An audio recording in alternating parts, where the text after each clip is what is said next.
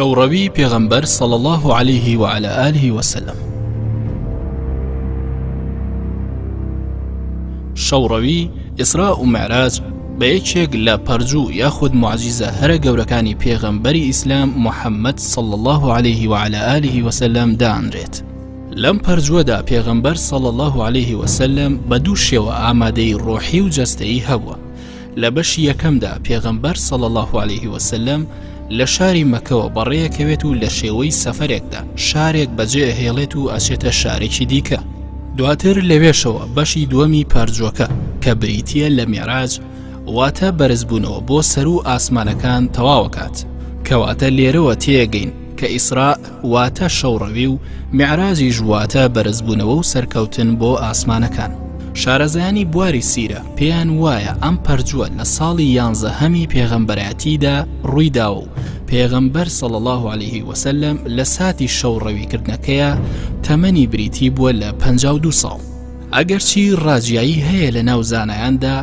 لەسەر ئەو شەوەی کە پێغەمبەر صلى الله عليه وسلم شەوڕەوی تێدا کردووە، بەڵام زۆرینەی زانایان شەوی 27 مانگی ڕەجەبیان بۆ ئەم شەوڕەویە دیاری کردووە. قورئانی پیرۆز لە سوورەتی ئیسراءدا دەفەرمێت: بسم الله الرحمن الرحيم سبحان الذي أسرى بعبده ليلا من المسجد الحرام إلى المسجد الأقصى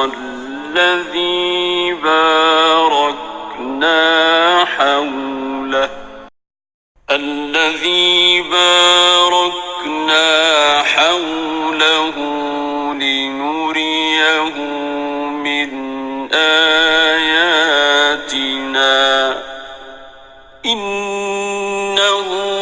هو السميع البصير.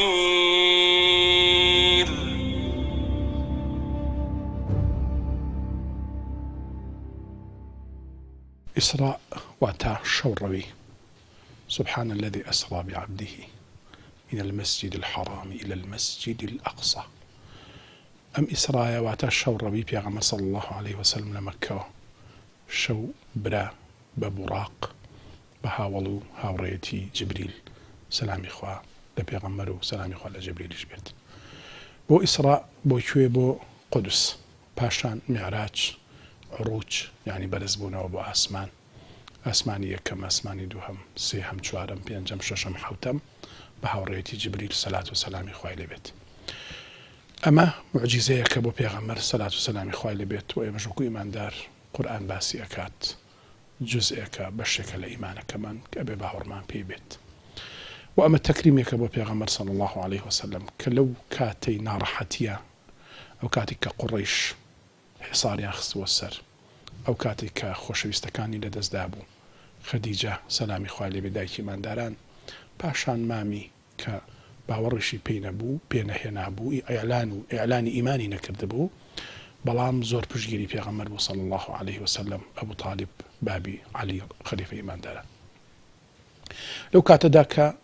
خەڵک وا ئەبینێت کە پێغەمبەر صلی الله عليه وسلم زۆر لە ناڕەحەتیایە، بەڵام خوای گەورە تەکریمی ئەکا، میوانداری ئەکا بۆ قودس، واتە جارێکی تر بەستنەوەی ئیسلام بە هەموو ئاینەکانی ترەوە کە پێکەوە پەیوەستن، هەمویان باسی یەکەمیان تەوحید و تاقانەپەرستی و پەرستشە بۆ پەروەردگاری باڵا. پاشان بوراق کە بریتیە لە بە ئیستلاحی ئەمڕۆ ئەگەر بڵین سورعەت یان خێرایی لە گەیشتنە، کە بریتیە لە چی؟ لە گەیشتنی پێغەمبەر صلی الله عليه وسلم بە خێراترین کە هیچ عەقڵێکی ئەو کاتە نەئەچوو ئیلا ئیماندار نەبێ باوەڕی پێبێ وەکو ئاین، واتە کات خێرایی گەیشتن بەمەبەست. دیارە ئیسراء و میعراج یەکێکن لە معجزەکانی پێغەمبەری خوا صلی الله عليه وسلم کە دەعوەتنامەی ڕێزلێنانی خواییە بۆ پێغەمبەرەکەی عليه الصلاة والسلام. معجزە زواتە دەستەوسانکەر کە هیچ کەسێکی تر وێنەی ئەوە ناتوانێت ئەنجام بدا و لە ژێر ناونیشانی پێغەمبەرەتیدا، واتە ئیدعای پێغەمبەرەتی لەگەڵدایە. ئیسراء واتە شەوڕەویکردن لە مەکەی پیرۆزەوە بۆ قودسی پیرۆز، و معراجیش واتە بڵندبوونەوە لە قودسەوە بەرەو ئاسمانەکان بەرەو خزمەت خوای گەورە سبحانه وتعالى. ئیسرا و معراجیش لە کاتێکە خوای گەورە ئەم دەعوەتنامەی بۆ پێغەمبەرەکەی چەسپان عليه الصلاة والسلام لەو کاتەدا بوو کە خێزانی پێغەمبەری خوا وفاتی کردبوو کە باشترین پاڵپشتی پێغەمبەر بوو عليه الصلاة والسلام. ئافرەتان شوێندەسێکی دیاریان هەبووە لە گەیاندنی ئاینی ئیسلامدا. یەکەم مرۆڤ کە مسلمان بووە ئافرەت بووە، خاتو خەدیجە بووە، یەکەم کەس بووە کە پاڵپشتی پێغەمبەری خوای گرتووە عليه الصلاة والسلام. بەڵام وەفا دەکا ئەو ساڵە بەشێک باس لەوە دەکەن کە بە ساڵی ماتەمینی ناوزەند کراوە لەبەر ئەوەی کە خەفەتێکی زۆر تووشی پێغەمبەری خوا بووە و هەروەها مامەی پێغەمبەری خوا کە پشتی گرتووە وفاتی کردووە. لەو کاتەشدا بووە کە بە ناڕەحەتی خەڵکەکان بێباوەڕ بوون بەرامبەری پێغەمبەری خوا عليه الصلاة والسلام زۆر بێتاقەت بووە بۆ لابردنی خەمۆکی بۆ لابردنی ئەو ناڕەحەتیانە دعوەتنامەیەکی تایبەتی هاتووە بۆی کە بچێ بۆ خزمەت خوای گەورە سبحانه وتعالى بە شێوازێک کە لە دەسەڵاتی مرۆڤەکاندا نییە. ئەمە پێ دەوتێت معجزە واتە دەستەوسانکەر بە شێوازێکە کە پێغەمبەری خوا عليه الصلاة والسلام بە یەک جار تازە و سەر لە نوێ لە دایک ئەبێتەوە لە ڕووی معنەویاتەوانێ دەست پێ دەکاتەوە و ژیانێکی نوێ دەگوزارێنێ و بەهێز و گڕوتوونێکی بۆ دروست ئەبێ بۆ کردنی بانگەوازی خوایی بۆ ڕاگەیاندنی ئاینی پیرۆزی ئیسلام بۆەوەی کە بتوانێت بە هەموو شێوازێک ئەو پەیامە جوانە بگەێنێ بە خەڵکی. بۆیە خودی ئیسرا و میعراج دیارەک بوو بۆ پێغەمبەری خوا عليه الصلاة والسلام و تاقیکردنەوەیەکیش بوو بۆ باوەڕداران کە لێرەدا واتای باوەڕدارەتی لە ناخووی دڵەوە هەڵدەقوڵێ کە مسلمانان باوەڕیان هەیە بەوەی پێغەمبەری خوایە محەممەدی کوڕی عەبدوڵڵاه عليه الصلاة والسلام پێغەمبەری خوایە لێرەوە دەبێت بزانن بە دڵ باوەڕیان هەیە بەوەی هەر شتێک واریت ببێ بێت باوەڕی پێدەهێنن. بۆیە باوەڕیان تاقیکردنەوە بوو بۆ باوەڕداران باوەڕدارانی ڕاستەقینەش ئەو بوو زۆر باوەڕیان هێنا بەوەی کە ئەمە ڕوویداوە و پێغەمبەری خوا مادام خوا فەرمانی کرد بێت دەسەڵاتی هەیە کە بە شەو بە چەند سانەیەک لە مەکەوە بگاتە قودس و لەویشەوە بگاتە ئاسمانەکان. سەبارەت بە ئیسرا و میعراج کە یەکێکە لە معجیزەکانی پێغەمبەر عەلەیهی السەڵات وەسسەلام دیارە ئەمە وەکو شتێکی لە ڕادە بەدەر شتێکی لە ئاسایی بەدەر کە معجیزەیەکە بۆ پێغەمبەر عەلەیهی السەڵات وەسسەلام دیارە هەموو معجیزەیەکیش هەر خۆی شتێکی لە ئاسایی بەدەر و بەڵگەیەکە لەسەر پێغەمبەرایەتی ئەو کەسێک کە خوای گەورە هەڵی ئەبژێرێ. ئەمەش خوای پەروەردگار بە مەبەستی دڵنەواییکردنی پێغەمبەر عەلەیهی السەڵات وەسسەلام کاتێ سەیری سونەتی پێغەمبەرەکەی عەلەیهی السەڵات وەسسەلام هەدەف و مەبەستی سەرەکی لەمە بریتی بۆ لە دڵنەوەی پێغەمبەر لە دوای ناڕەحەتیەکی زۆر کە چەشتی لە کاتی بانگەوازکردن لە شاری مەکەی پیرۆزە کە لەسەر دەستی بێباوەڕان و تەنانەت چەندین کەس لە نزیکەکانی وەکو خەدیجەی خێزانی وەکو مامی ئەبوو تالیب کاتێکە لەو ساڵا وەفاتیان کرد وەکو لە کتێبەکانی سیرەیە هاتووە هۆکاری ئەم معجیزەیە بۆ پێغەمبەر عەلەیهی السەڵات وەسسەلام مەبەستی سەرەکی دڵنەواییکردنی پێغەمبەر بووە بۆ ئەوەی بۆی خوای پەروەردگار بۆی ڕوون کاتەوە کە تۆ لەلایەن هێزێک و دەسەڵاتێکی زۆر عەزیم و گەورەوە پشتگیری ئەکرێ ئەو هێز و دەسەڵاتی کە خالقی کەونە کە هەموو یاساکان و کە هەموو ڕێساکان و دامەزراوەکان لە گردوونە هەمووی لە دانانی ئەو پەروەردگارەیە لە ڕێخستنی ئەو پەروەردگارەیە و هەروەها ئەم کارەش لە ڕاستیە خۆی لە خۆیان ئەوە ئەسلمێنێ کە خوای پەروەردگار بۆ یارمەتیدان و سەرخستنی دۆستەکانی خۆشەویستەکانی زۆر جار یاساکانی گردون ئەگۆڕێ یعنی لە ڕاستیە لە معجزەی ئیسرا و میعراجە وەکو بۆمان باس ئەکرێ لە ڕاستیە پێغەمبەر عەلەیهی السەڵات وەسسەلام ئەو گەشتە دوور و درێژە ئەکا بڵێن هەموو ئاسمانەکانتی ئەپەڕێنێ کە ئەمە لە توانای بەشەران نییە سە بە تایبەتیش لەم ڕۆژگارە بەو هەموو پێشکەوتنەشەوە مرۆڤ نەگەیشتوێتەوە بتوانێت بە ئاسمانە گەشتکا بەو شێوەی کە پێغەمبەر عەلەیهی السەڵات وەسسەلام بتوانێت سەر بکەوێت بەڵام پێغەمبەر هەموو ئاسمانەکانی تێپەڕان پاشان لێرە ئەبینین زەمن کات و شوێن وجودی نامێنێ لێرە ئەبینین کات ئەوەستێ لە معجزەی پێغەمبەر عەلەیهی السەڵات وەسسەلام و وەکوتمان مەبەستی سەرەکیش ئەوە بووە کە بۆ پێغەمبەر عەلەیهی السەڵات وەسسەلام ڕوون بکرێتەوە و تەواو وەلەو پێغەمبەر عەلەیهی السەڵام وەقینی هەبووە بەڵام بۆ دامەزراندنی یەقینێکی زیاتر لە دڵی پێغەمبەرەوە و دڵنەواییکردنی ئەبینین ئەم معجزەی بۆ ئەنجام درا کە وتمان بەدەر بوو لە هەموو یاساکانی گردون و وەستاندنی هەموو یاساکانی گردون بوو لەبەر خاتی ئەم پێغەمبەرە و دڵنەواییکردن بینینی دەسەڵات و گەورەی دەسەڵاتی پەروەردگار لە یارەکە هەموو ئەو ئاینانەی کە خوای گەورە نردوونی هەر ئاینێک خۆی لە پشتی ئاینەکە ئامانجێک و هەروەها خزمەتێکە بە کۆی مرۆڤایەتی یا بۆ مرۆڤانی کە لەو سەدەمەدا ژیاون.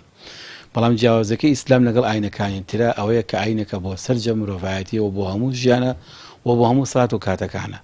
بۆیە کە میعراج کاتێکە خوای گەورە ئەنجامیەدا بە پێغەمبەری پێشەوامان عەلەیهی سەڵات وەسەلام ئێوەی یەکەم ئامانج کە تێبگەێنێ ئەوەیە کە پێی بڵێ ئەم ڕیسالەیە ئەم پەیامەی خوا کە پەیامی قورئانەوە ئەم پێغەمبەرە کە پێغەمبەری ئیسلامە ناوی محەممەدە دوایین پێغەمبەرە چونکە ڕیسالەکەی دوایین ڕیسالەیە و پەیامەکەشی دوایین پەیام و خۆشی دوای پێغەمبەرە. بۆ سلماندین ئەم ڕاستیە میعراج یەکێکە لە بەڵگەکان، یەکێکە لەو دەلیلانە کە سلمانەیە کە ئەمە ڕیسالەیەکی کۆتاییە. پەیوەستکردنی ئاسمانە بە ئەرزەوە یا بە شێوازێکی تر بڵین بە شێوازێکی تر بڵێن میعراج بریتیە لەوەی کە ناساندنی ڕیسالەی خواییە لە ئەرزدا بە ئاسمان و بە پێشماناڵێ ئەم ڕیسالەیە بە تەواوەتی یەکانگیرە لەگەڵ هەموو گەردی لە زانستەکانی گردوونە. پێماناڵێ هەرچێک لە زانستی لە گردوونە کە هەبێ ئەم ڕیسالە لەگەڵا هاوتەری بە و لەگەڵا پێکەوە گونجاون. ئەم ڕیسالەی پێغەمبەری خوا عەلەیهی سەڵات وەسەلام پەیامێک نییە دوور بێ لە ڕیسالە لە گەردی لە گەردوونیەکان لە زانستە گەردوونیەکان. بۆیە خودی میعراج بەڕاستی کە بەڕای من و بۆچوونی من کە خوای گەورە فەرمێ سبحان الذي أسرى بعبده ليلا من المسجد الحرام إلى المسجد الأقصى، ئەمە بەڕاستی خودی خۆی ئەو دەرگایە بەسەر ئەوەی کە ریسالەی ئیسلام بەسەر واقعدا بەسەر گردووندا بەسەر ئاسماندا بەسەر زەویدا دانەخراوە. وەکو ریسالەکانی تر نەون تەنها قۆرق کرابێ لە چوارچێوێکی بچووکە لە نەتەوەیەکی بچووکە قەتیز مابێ. ئەمە ریسالەیە کە ئەوێت تێی بکە ئەو پەردەنهینیانی کە تا ئێستاکانە لە عادەتی خەڵکیانە بوون ئێستا هەموو ئەوانەی تێی کردووە ئەچێتە بۆشایەکانی تریشەوانێ کە لە ئینسانیشەوە دوورە لەگەڵ ئەویشە ئاشنایی هەیە. ئەمە یەکێکە لەوانە. میعراج بۆچی مەسەلەن چۆن کرا؟ بەڕاستی خودی خۆی کە پەروەردگار لە زەمانێکا پێغەمبەری پێشەوامان عەلەیهی سەڵات وەسەلام لەو ساتە وەختەی کە لە گەرمەی بانگەوازەکەیەتی، بەڵام لەو ساتە وەختەیە دەوروبەرەکەی بە شێوازێکی وا گەرم کراوە دژی کە وەکو منجەڵێکی مەسەلەن زۆر گەرم کرا و داخرا و هەمووی بەرامبەری حەق دەکا. وەکو قورئان فەرمێ قەومەن لودا بوون، گەلێکی زۆر بەقین بوون بەرامبەری. ئالەو ساتە وەختەیە پێویست بەوە هەبوو کە پێغەمبەری پێشەوامان عەلەیهی سەڵات وەسەلام جۆرێ لە نەفەس جۆرێ لە نەفەس بە و لە هەمان کاتیشە هەنگاوێ بنێ بۆی کە ئەوانەی بەرامبەرەکانیان شتێکیان پیشان بە کە نەتوانن لە بەرامبەرا قسە بکەن. ڕووداوی ئیسرا و میعراج طبعا ڕووداوی ئیسرا و میعراج یان معجزەی ئیسرا و میعراج بن زانایانە ئەو خلافە هەیە. ئایا پێی بۆ وترێت ئیسرا حادیسە ڕووداویان پێ وترێت معجزە؟ هەندێکیان لە زانایان وتویان ناتوانێت پێ وترێت معجزە چونکە شتێکی خارق عادەیە، هەموو کەس ناتوانێت ئەوە بکات تەنها بۆ پێغەمبەر صلی الله علیه وسلم، بۆ کەواتە ئەتوانرێت مادەم خارق العادە بوو بۆ پێغەمبەر بێت ئەتوانێت نابێرێت معجزە. هەندێکی تر لە زانایان وتویانە نەخێر، معجزە ئەبێت تەحەدای لەگەڵا بێ، پێشتر داوای ئەوەی لێ کرابێ ئایا ئەتوانێت بیکایان نایکات. پێغەمبەر صلی الله علیه وسلم ئەو داوایی لێ نەکراوە لای قوڕەیشیەکانەوە لای کافرەکانەوە، کەواتە ئەمە پێی ناوتێ معجزە با خارق العادەش بێ، بەڵکو پێوتە حادیسە ڕووداوێک ڕوویاوە، بەڵام ئەم ڕووداوە خارق العادە بووە، ئەتوانین بڵین ڕووداوی ئیسرا و میعراج. بەڵام زۆری نێزانایان ئەوەیان تا ئێستا ئەطلاقیان بەسەرەوە کرد وتوانێت معجزەی ئیسرا و میعراج کەواتە دروستە ئینسان پێی بڵێ معجزە. معجزەی ئیسرا و میعراج یەکێکە لە معجزە گەورەکانی پێغەمبەر صلی الله علیه وسلم، یەکێکە لەو معجزانەی کە خوای پەروەردگار تایبەتی کردووە بە پێغەمبەری ئاخر زەمانەوە سەڵات و سەلامی خوای لەسەر بێ. ئیسرا و میعراج دوو ڕووداو بوون لە یەک شەوە ڕوویان ناوە. ئیسرا جایە لەگەڵ میعراجەکە. ئیسرا ئەوەتان بەوە ئەوەتێت کە پێغەمبەر صلی الله علیه وسلم لە مەککەوە شەوڕەوی کردووە بۆ قودس، میعراجیش لە قودسەوە شەوڕەوی کراوە بۆ ئاسمانەکان. ئەمە دوو ڕووداون، بەڵام لە یەک کاتە ڕوویاناوە بۆیە هەر بە یەکەوە پێوتراوە معجزەی ئیسرا و میعراج یان ڕووداوی ئیسرا و میعراج. بەنسبەت ئیسراوە خوای پەروەردگار لە قورئانی پیرۆزە لە سورەتی ئیسرایە، سورەتێکی ناوناوە بە سورەتی ئیسرا، لە بیدایەتی سورەتەکە فەرمێ سبحان الذي أسرى بعبده ليلا من المسجد الحرام إلى المسجد الأقصى الذي باركنا حوله لنريه من آياتنا. لەم ئاەتەیە بە ڕوونی خۆی پەروەردگار دەری ئەخات کە پێغەمبەر صلی الله علیه وسلم ئیسرای پێکراوە، یعنی شەوڕەوی پێکراوە لە شەوە ڕوویاوە ئەم ڕووداوە لە مەککەوە بۆ قودس. خۆی پەروەردگار لێرەیە ئەوەمان بۆ بەیانەکە فەرمێ لینوریه من ئایاتینا، مەبەست چی بۆ لەم شەوڕەویە بۆ ئەوەی کە خۆی پەروەردگار هەندێک لە ئاجایی بۆ غەرائب و لەو شانەی کە نیشانەی گەورە و بەڵگەی دەسەڵاتی خۆی پەروەردگار پیشان ئەیات نیشانی پێغەمبەری صلی الله علیه وسلم بات. معراجیش بە هەمان شێوە لە قورئانە ئاماژەی بۆ کراوە. لە سوورەتی نەجمە خۆی پەروەردگار باسی ئەوانەکە هەتا وەکو ئاەتی 18 لە ئاەتی 18 خۆی پەروەردگارە فەرمێ لقد رأى من آيات ربه الكبرى چۆن پێشترە فەرمێ لنوريه من آياتنا لێرە فەرمێ لقد رأى من آيات ربه الكبرى خۆی پەروەردگار ئەو بەڵگە و شتانەی پیشانی پێغەمبەرەکەی صلی الله عليه وسلم ماوە لەو شەوڕەویەیە. هەروەها حەدیثی زۆرمان هەیە کە پێغەمبەر صلی الله عليه وسلم لە حەدیث صحیحە باسی شەوڕەویەکەی کردووە کە چۆن دەستی پێ کردووە چۆن کۆتایی پێ هاتووە. ئەوانە شەمووی بەڵگەن لەسەر ئەوەی کە ئیسرا و میعراج هەبووە. ئیسرا و میعراج بۆچی؟ ئەم معجزەیە بۆچی ڕوویاوە؟ ئەوەی کە ئاگاداری سیری پێغەمبەر بێ صلی الله عليه وسلم ئەزانی پێغەمبەر صلی الله عليه وسلم لە ماوەیەکی کە زۆر تووشی ناڕەحەتی بووە لە مەککەیە. یەکەم شتیان ئەوەتە خۆی پەروەردگار خۆی فەرمێ لنوریه من آیاتنا. یەکەم سەبەبی یەکەم هۆکار ئەوەتانی خۆی پەروەردگار ئەوێت پێغەمبەر صلی الله عليه وسلم هەندێک شت پیشان بات پیشان پێغەمبەر بات کە لە دنیاە نابینرێت، یعنی لە ئاسمانەکانە هەیە یان بە هەندێکی غەیبیاتە خۆی پەروەردگار پیشانی بات. پاشان ڕێزگرتنێکە بۆ پێغەمبەر صلی الله عليه وسلم و دعوەتێکی خواییە بۆ ئەم پێغەمبەرە نازدارە سەڵات و سەلامی خوای لەسەر بێت. لە کاتێکا کە مەکەیەکان دەریانەکرد لە مەکەیە، ناڕەحەتیانە کرد، ئەشکەنجەوە ئەزاریانەیە و هەروەها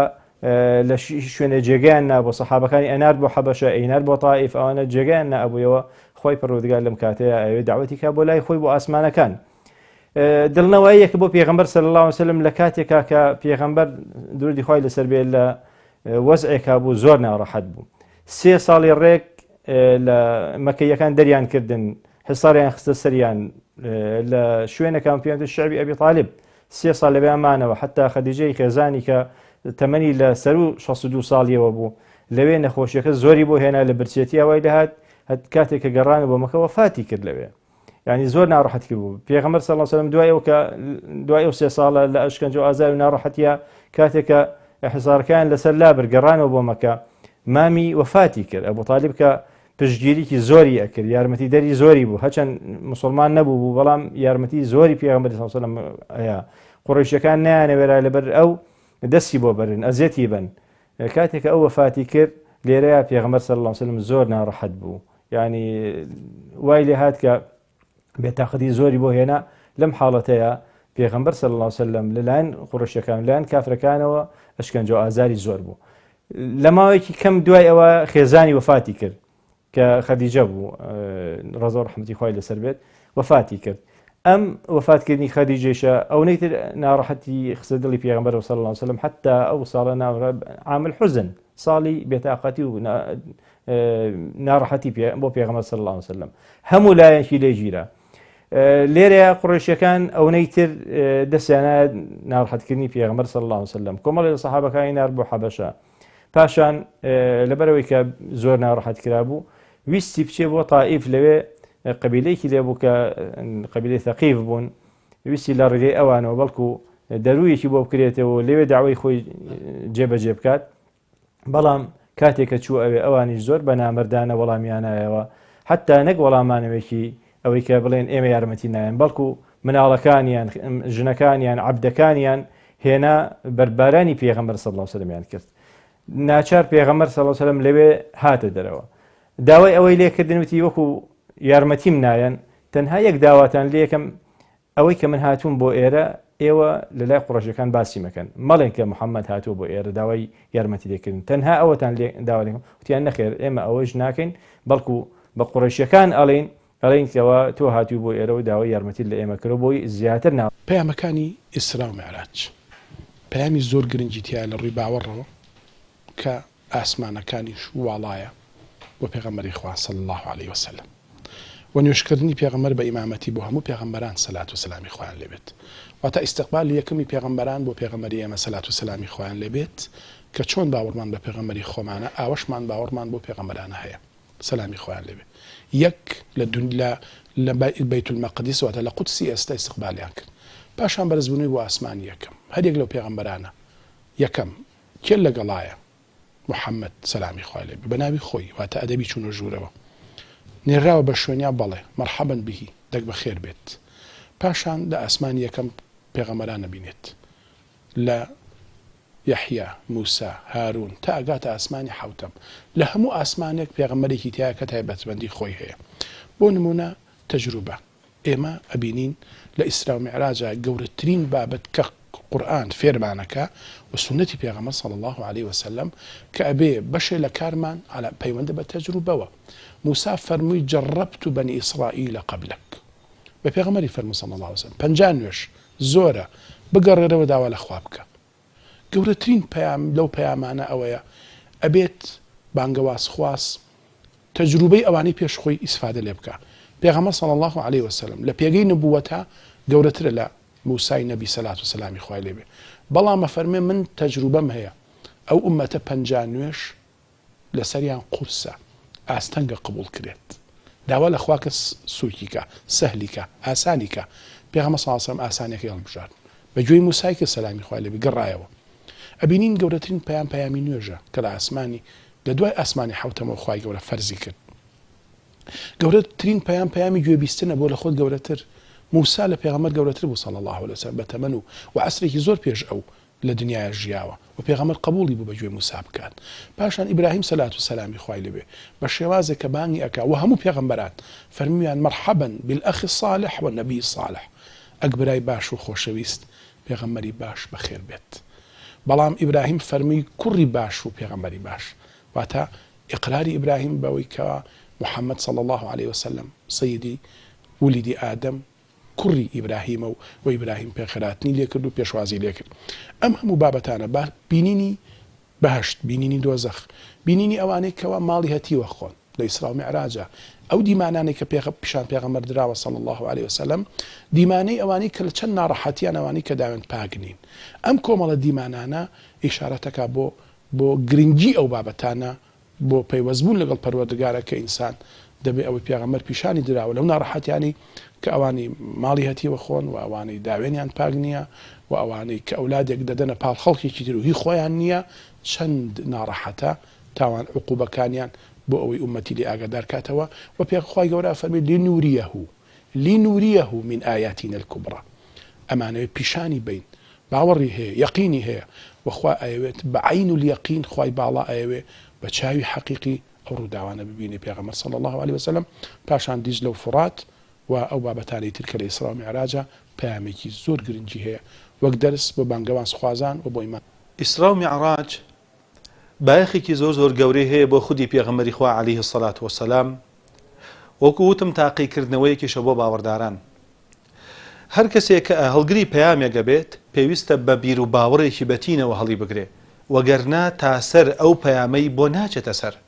کەسێک فشۆڵ بێ کەسێک کزۆڵ بێت کەسێک گومانی هەبێت کەسێک ڕاڕابێ هەرگیز ناتوانێت ڕاست و چەپەکان لێک جیا بکاتەوە و ناتوانێت ڕاستیەکان بگەێنێت چونکە ئەو کەسە خۆی پێویستی بە یارمەتیە پلەپایی پێغەمبەرایەتیش ئەو نە شوێنێکی بەرزە ئەو نە پلەیەکی بڵندە پێویستە کەوا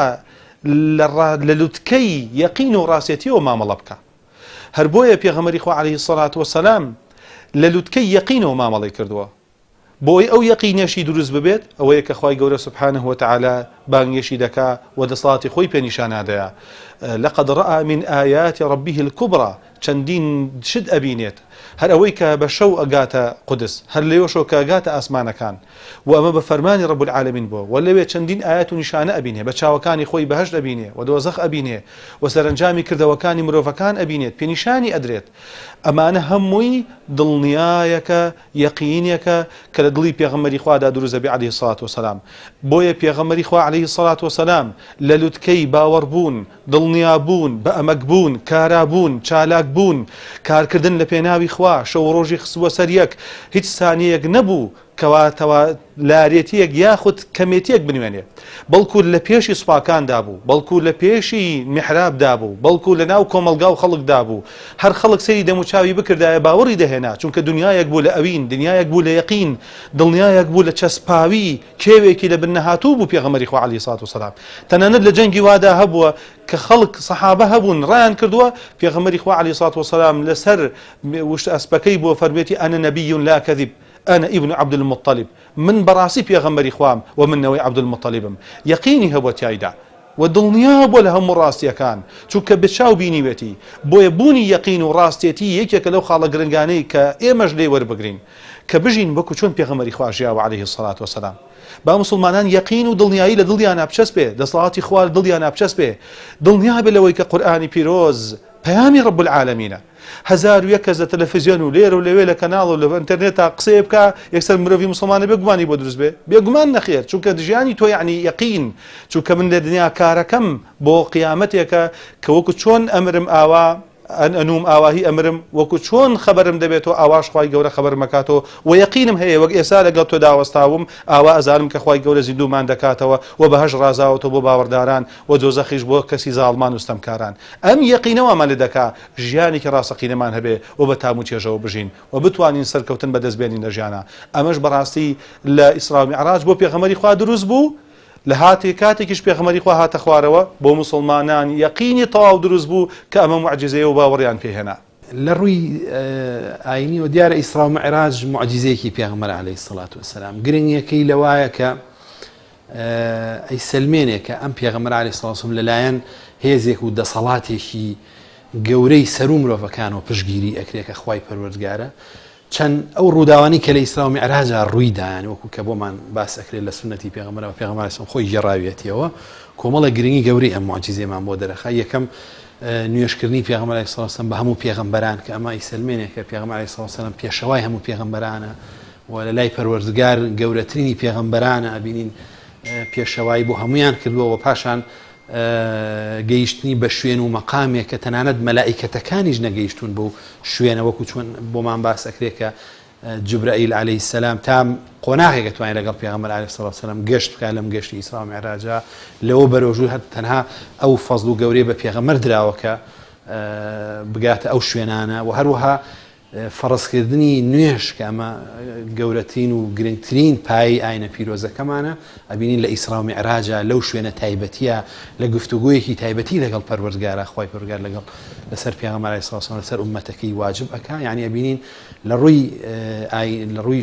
شەریعەتەوە بینین کۆمەڵە گرنگی گەورەی هەیە ئیسرا و میعراج ئەو ڕووداوانەی کە تایە ڕوویە بۆ هۆی ینی دامەزراندنی هەندێک عیبادەت و هەندێک بیر و پۆچوونی زیاتر و دامەزانی عەقیدەی مسلمانان و کۆمەڵێک ڕوودا و کە لە ئیسرا و میعراجا ڕوویداوە دیارە ئەمانە هەمووی کاریگەری تەواویان هەموو بۆ ئەوەی کە بەشێک لە ئاینەکە بەرەو دامەزراندن بڕوە پاشان لە کاتەکانی تر و ساڵەکانی تر بەپێی وحی و دابەزینی ئەم وحیە لەلایەن خواوە بینین ئاین بەرەو تەواوبوون و کامڵبوون ڕۆیشت کەواتە خۆی لە خۆیان ئیسرا و میعراج کۆمەڵێک ڕوودا و تایە ڕوویدا کە ئەبینین وەگوتمان لە ڕووی ئاینی و گرنگی تەواوی خۆی هەیە و بغێری ئەوەی کامە موعجیزەیەکە وەگوتمان و دڵنەوەیکن بۆ پێغەمبەر عەلەیهی السەڵات وەسەلام لە هەمان کاتیشا ئەو کۆمەڵە ڕووداوەی کە لە کاتی ئیسرا و میعراجا ڕوویدا خۆی لە خۆیان کۆمەڵێک مەفاهیم و کۆمەڵێک بۆچوون و تەنانەت بکون گەورەترین عیبادەتیش کە نوێژە لە کاتی ئیسرا و میعراجا فەرزکرا لەسەر پێغەمبەر عەلەیهی السەڵات وەسەلام وەڵام دەرسەکانی ئیسرا و میعراج دەتوانین ئێمە دابەشێکەن بەسەر چەند وانەیەکە وانەیەکمان هەیە کە پەیوەندی بە خودەوە هەیە ذاتی ئەو کەسێک کە میعراجەکە ئاکا وانەیەکی ترمان هەیە کە پەیوەستە بەلایەنی زانستیەوە زانستیەکانی ئایندە کە لەمە دووە زانست بەڕاستی دەرکێکە پندێکی ترشمان هەیە لایەنێکی تر بۆ گشتی بۆ کۆمەلگا بۆ مسلمانان بە هەمویانە ئەوەی کە پەیوەندی بە خودی پێغەمبەری خوا عەلەیهی السەڵات وەسەلام هەیە ئەوە پەرۆدەکردنە لەسەر ئەو پەیامە و گەشتبینکردنیەتی بە ئایندەکەی خۆی چونکە بانگەوازێک کە دەستی پێکردووە لە مەدینەدا لە چوارچێوەیەکە کە سەرنجەدی مەکە و مەدینە وەکو چوارچێوەیەکی داخراوەیە لە بەردەمیا تاکو ئەمە مەکە وەکو بازنێکی داخراوە بوو بۆ کرانەوەی ئەمە میعراج بەشێ بوو لەوە ئەوەی پێگەیان کە ئەمێدە زۆر گەورە بێ ئەکرێتەوە بەسەر هەموو دنیادا ئەمە یەک دەو لاوانەکو لایەنە خودیەکەی لایەنێکی تریشی هەبوو کە بریتی بوو لەوەی ئەو ناخە هەژێنراوەی کە زۆر عەزێت درابوو پێویستی بە ئیسلاحاتێک هەبوو هەر ئەمە خۆی لە خۆیان بەشێ بوو لە ئیسلاحەتێکی ڕۆحی بۆ پێغەمبەری خوا عەلەیهی سڵاتو وسەلام وەکو لایەنە زانستیەکەی لەلایەنە زانستیەکەی واس دەرسە زانستیەکەی بریتی بوو لەوەی کە ئێمە سێشت هەیە لە زانستدا کە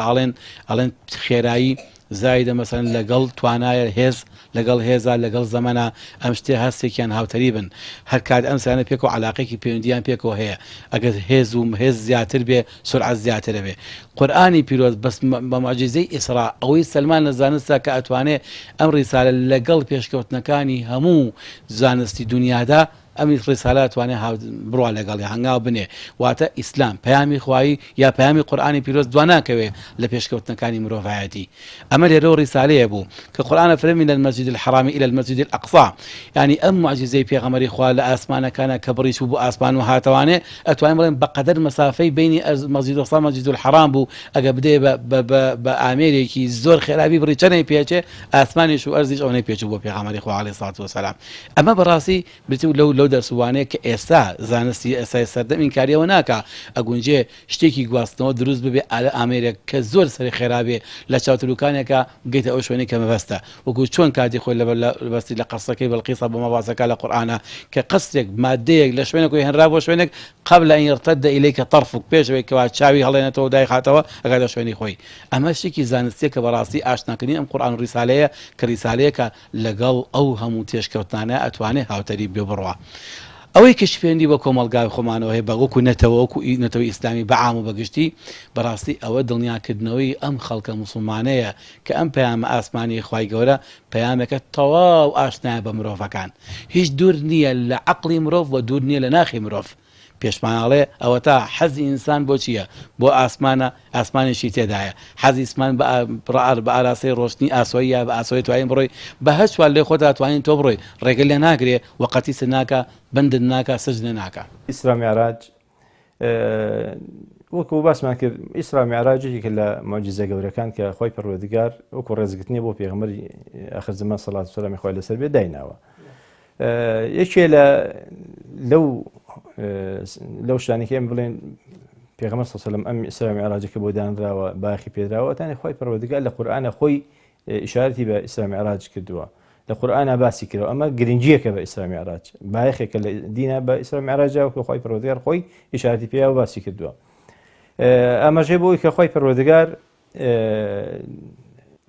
دوو قیبلە بەستۆ بەیەکەوە لەم ئیسرا میعراجەیە کەعبە لەگەڵ قودسە کە دوو قیبلە بوون کاتی خۆی پێغەمبەر صلی الله علیه و سلم مدەیەکی زۆر لە نوێژەکان ڕویان لە قودس کردووە دوای ئەوە کە قیبلە گۆڕاوە بۆ کەعبە ئەو کاتە قیبلەی موسڵمانان بووە لە بیدایەتە قودس و دوایی کراوە بە کەعبە لەم سەفەرەیە هەردوو قیبلەکە بەسراون بەیەکەوە چونکە لە قیبلەی کەعبەوە سەفەری کرد بۆ قیبلەی قودس و لێو بەرەو ئاسمانەکان ڕۆیشتووە ئەمە بەستنەوەی دوو قیبلەیەکە گرنگی قیبلەی قودسمان بۆ دەرەخات هەروەها ئەومان پیشانە گرنگی ئەم ئیسرا میعراجە ئەومان پیشانەیەت کە ئەو کەسانی کە لەسەر داوای ئیسلامی بڕۆن جێگرەوەی پێغەمبەر صلی الله علیه و سلم بانگەوازکەن بۆ ئەم دینە ئەبێ ئەوە بزانن کە لەم ڕێگەیە تووشی ئەشکەنجە و ئازارن تووشی ناڕەحەتیە بن چۆن پێغەمبەر صلی الله علیه و سلم تووشی ئەمانە بوو هەمان ئەو کەسانیش کە لەسەر ئەو ڕێگەیە بڕۆن تووشی ناڕەحەتیە بن بەڵام چۆن پێغەمبەر صلی الله علیه و سلم بەو سەبر و تەحملی گرت و دوای خۆی پەروەردگار یارمەتیە و لە ناڕەحەتیەکان نەجاتیە و سەرکەوتنی پێبەخشی و ئەو منحەی پێیاکە یەکەم جار پێغەمبەر لە میحنەیە بوو لە ناڕەحەتیە بوو خوای گەورە بۆی کرد بە منحە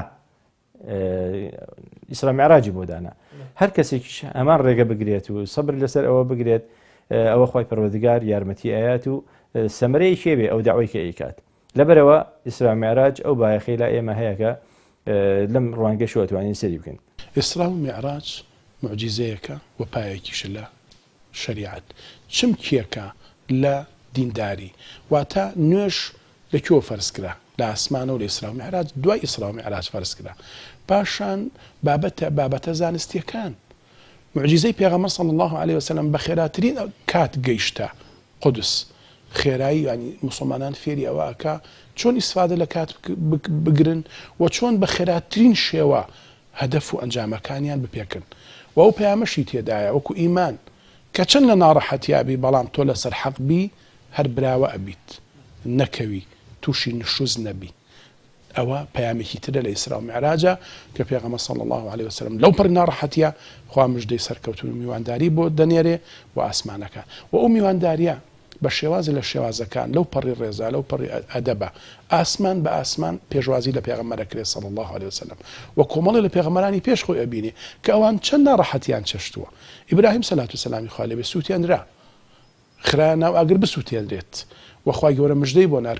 کویا ناڕ و کونی بەردەن و سەلامە. ئەمانە هەمووی پێ موسا سەلامی خوای لێبێ فێرعون بڕیاری کوشتنی دا بەڵام خوای گەورە نیلی بۆ شەق کرد نیلی بۆ کردە وشکانی.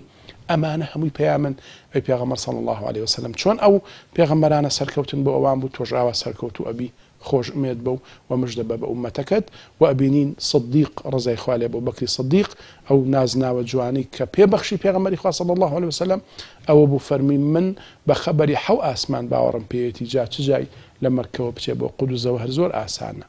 ئەوە پەیامێکی ئیمانە پەیامێکی معجیزەیە پەیامێکی چڕ و پڕیە لە کارە هەموو ڕیکلام و دیعایەکان با لەسەر دینی ئیسلامیش بێ با لەسەر مسلمانان بێ با لەسەر شخصیەتە ئیسلامیەکە دیندارەکانیش بێ ئەبێ ئێمەوا خۆمان ڕابێنین کە چۆن خوای گەورە بە موسای فەرموو لا تەخەف نەسڵەمیتەوە ئینەکە ئەنتە الأعلا تۆ سەرکەوتویت. ئیسرا و میعراج ئەو ڕووداوەیە کە لە قورئانی پیرۆزدا چەسپاوە بە تایبەتی ئیسرا سبحان الذي أسرى بعبده و یەکێکە لە معجیزەکان و لە ناو ئیسرا و میعراجدا بە تایبەتی واتە لە بڵندبوونەوەی پێغەمبەری خوا عليه الصلاة والسلام خوای گەورە سبحانه وتعالى گفتوگۆی لەگەڵدا کردووە و لەوێ دەوانێ پایەی ئیسلام نوێژکردن چەسپاوە. بۆیە ئیسرا و میعراج خودی خۆی پایەیەک نییە وەک پایەکانی ئیسلام. ئیسلام پێهاتووە لە نوێژ لە ڕۆژوو لە زەکات لە حەج و بەر لە هەمووشیان شایەتومان بەڵام وەکو ئەوەی کە لە قورئاندا چەسپاوە پایەکی باوەڕە کە ئێمە باوەڕمان هەبێ بە قورئان ئەوشی لە قورئاندا بچەسپێ ئێمە باوەڕمان پێیەتی. بۆیە خوا فەرمێ سبحان الذي أسرى بعبده ليلا من المسجد الحرام إلى المسجد الأقصى کە خوای گەورە خودی پێغەمبەری خوا عليه الصلاة والسلام ڕەوانە کردووە لە مەککەوە بۆ کوێ لە مەککەوە بۆ قودس ولو کاتەشا تەواو معجیزەیەکی گەورە بوو. ئەگەر ئێستا خەڵک بڕواتە سەر مانگ و شوێنە دوورەکان نێزێک بکاتەوە ببڕێ ئەو کات ئەمانە دەنگۆیەکی نەبووە. بۆیە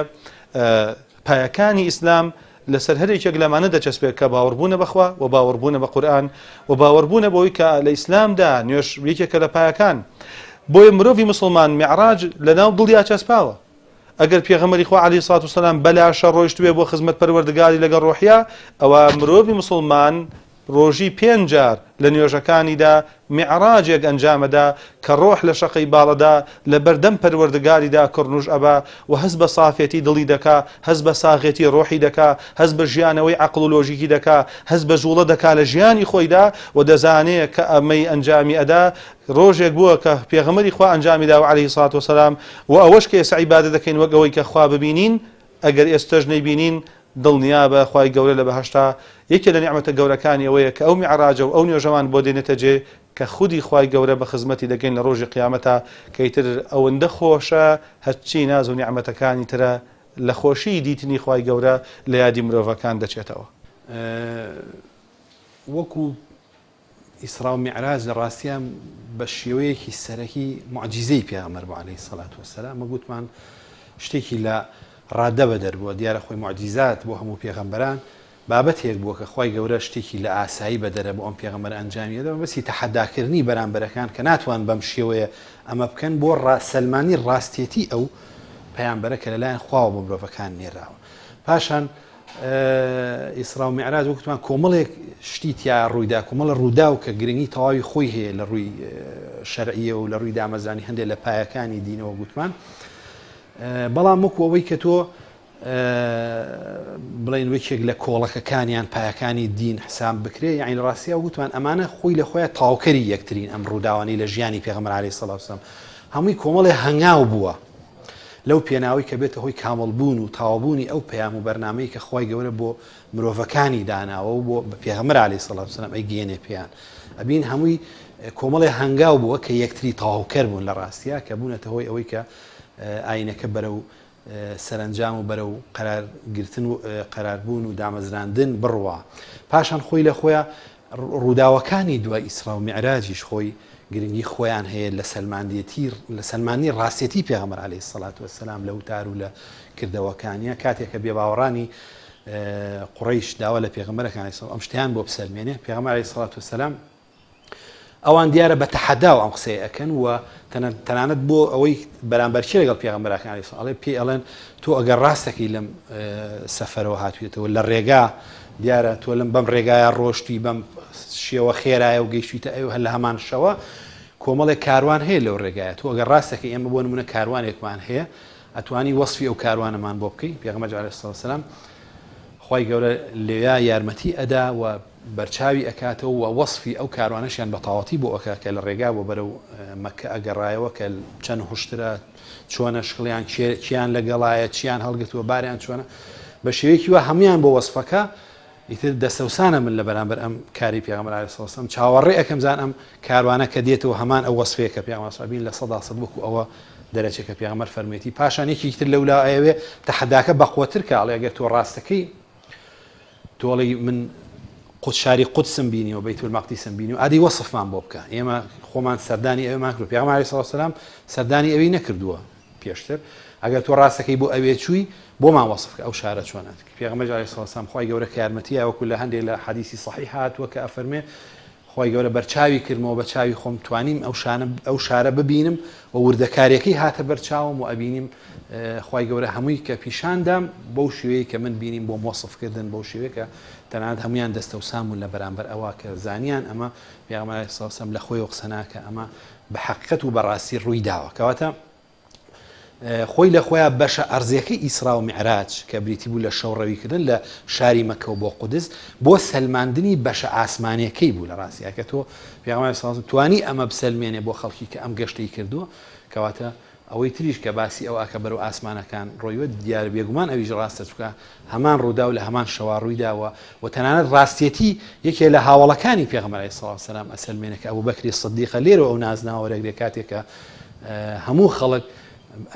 ینی گومانتیانە دروستە بە کە پێغەمبەر عەلەیهی سەڵات وەسەلام بەسەرهاتە ئەگێڕێتەوە یان بۆ لای ئەبوبەکر وەڵا ئەمە محەممەد قسەیەکی زۆر گەوری کردووە ئەڵێ من بەم شەوە توانیمە لە یەک شەوە شەوڕەوی بکەم لە مەکەوە بۆ قودس و پاشانی بۆ ئاسمانەکان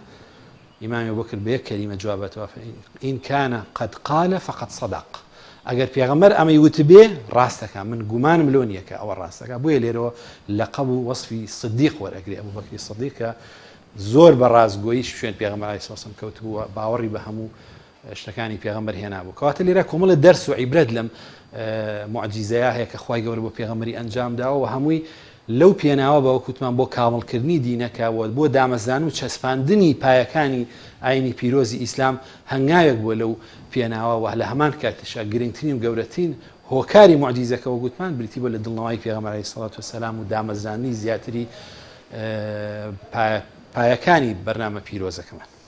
لقرآن پیروزه که تومار کرا و خواهی گره فهمه سبحان الذي أسرى بعبده أما يك سورة ناوانه إسراء لولا شوان لبشي سورة نجمة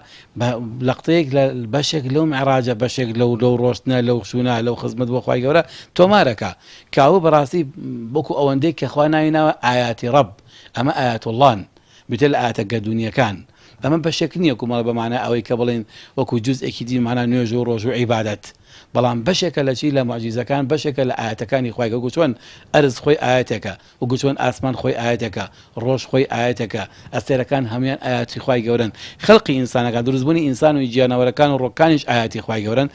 معجزەی ئیسرا و میعراجیش ئاەتێکە لە ئاەتەکانی خۆی گەورە ئەمە ئاەتێکە لەو ئاەتانەی کە مرۆڤێک تایە کاراکتەرەکەیە مرۆڤێک کە خوا هەڵی بژاردووە کاراکتەری ئەم ئاەتەیە ئەم ئاەتە گەدونێ پەروەردگار لە ماوەی ساتە وەختێکی زۆر کەمدا دروستی دەکا تا پێمان بڵێ زۆر ئاساییە بۆ بەندەکانی خوای گەورەش هێندە لەسەر زەویدا بەم پەیامە گەورە و ئاشت گەورە ببن بتوانن لە ساتە وەختێکە لە لیقای خوای خوانە گەنە خزمە خوای خۆیان لەولاشۆ پێمان بڵێ ئەو عەبدەیکەوە خوای گەورە ناوی ناوە عەبد نەیفەرموو ئەسرا بخەلیلیه أسرى بحبيبه بخوشوي سخوتي بعبده تا ئاماژەیە بدا بەوەی کە پلەی عەبدایەتی گەورەترین پلێ لە گەردووندا بۆ ئینسان ئەم عەبدایەتی کە کوڕوش بۆ سەرزەوی ئەبەیت بەڵام لە ڕۆح حەوانە لە خزمەت خوای پەروەردگارا کەوا بۆ ئینسان تا سەری نەزەر سەرزەوی نزم بێ ڕۆحی بڵندترە بێ ئەمە ئەو هاوکێشەیە هەیە کە ڕووی مەسەن ڕووی زانستی ئەوانە ئینسان هەتا تەواضوعی هەبێت لەناو کۆمەلگا مەرفوع بەسەر بەرزە کابوو ئایەت اللهە ئەمانە معجزەی ئیسرا و معراج وەکو معجزەیەکی نیشانەکانی دەسەڵاتی خوای گەورەیە بۆ سەلماندنی ڕاستەتی ئەم پامێک کە مەسەری ئەم قورئانە خوایە مەسەرەکەی ئینسان نییە مەسەرەکەی پێغەمبەر صلی الله علیه و خۆی نییە کە کاتی خۆی ئاگوت ئەمە شی پیامبەر خۆی سازی کردو دروستی هەڵی بەستووە بەمە سەلماندی کە مەسەر و سەرچاوی ئەمە تەنها ئەڵڵایە ئەو مەسافەی کەمەی کە ئەو مەسافە زۆرە کە لە ماوەیەکی کەما بڕیوێتی ئەگەر ئێمە بە تەسەووری خۆمان سێریکەین شتێکی ئاسایی نییە چونکە قوڕیشیەکان کاتێکە ڕخنەیان لێگرت و بە درویان زانی ئایان و ئەمە شتیوانە بووە ئەوان لە کاتێکە کە ئەچوون بۆ تیجارەتی خۆیان ئەو مەسافەیە بە مانگێک ئەچوون بە مانگێک گەڕانیان دوومانیان پێچوو بۆ تەنها بۆ قودس کە ئەو منتیقەیە کە ئەڕۆشن بۆ ئەوێ بە دوو مانگ ڕۆشن و هاتنەوەیان تەواو کرد پێغەمبەر صلی الله علیه و سلم کاتێکە گەڕایەوە لە میعراج بۆ بەیانیە زۆر بە ئازایانە چوو باسی کرد لەوە نەترسا کە قوڕیشەکان بە دووی ئەڵێن درۆکەیت ئەیشی زانی تەئکید بوو لەوە کە قوڕیشەکان ئەڵێن ڕاز ناکەێت بڕای پێ ناکەن بەڵام چونکە سیقەی بەخۆی هەبوو چوو باسی کرد لەناو قوڕیشەکانە قوڕیشەکان بڕوایان بەوە نەکەوتیان ئێمە بەڵگەمانەوێت چونکە مەسافەیەکی ئەوەنە دوور ئەگە بۆ ئاسمانەکانیش بە هەر حاڵ بڵێ بەڵام تۆ بۆ خۆت چۆن لە ماوەیەکی کەمە لە شەوە ماوەیەکی کەمی شەو چوویتە ئێوە هاتیتەوە بەڵگەمان پێ بڵێ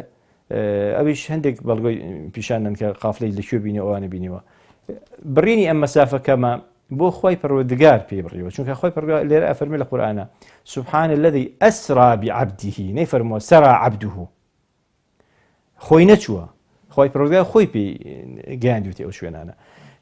کاتەکانیش لە دەستی خۆی پەروەردگارە ئەو قانونی